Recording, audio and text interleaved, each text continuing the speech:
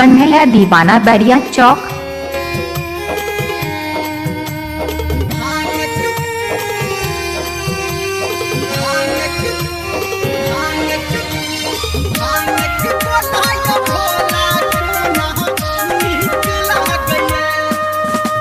भांग गोलाय भोला कोना निकला गया।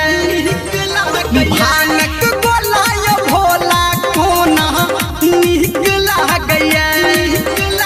पहिराई छिमिर के छाला ठीक लग गया। पहिराई छिमिर के छाला, पहिराई छिमिर के छाला, हाँ पहिराई छिमिर के छाला, पहिराई छिमिर के छाला ठीक लग गया। भांग गोलाय भोला कोना निकला गया। निकला गया, निकला गया। कन्हैया दीवाना बैरिया चौक।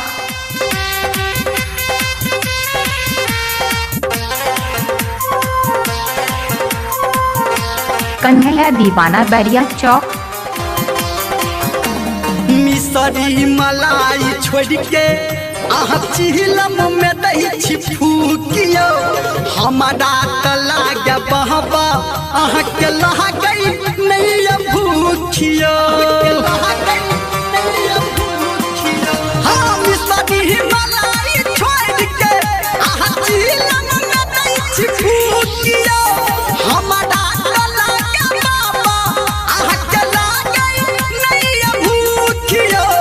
अखनो चढ़ै छी बस है की लग गया।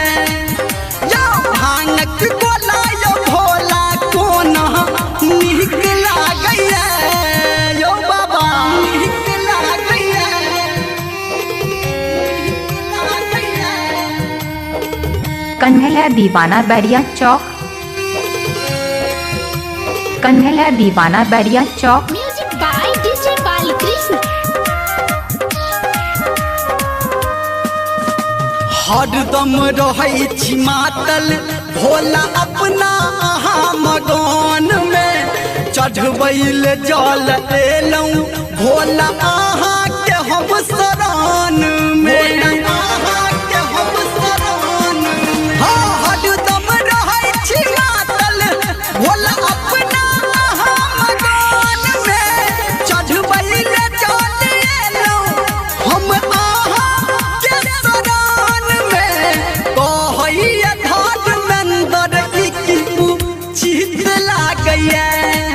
हाँ भांग गोलाय भोला कोना निकला गया।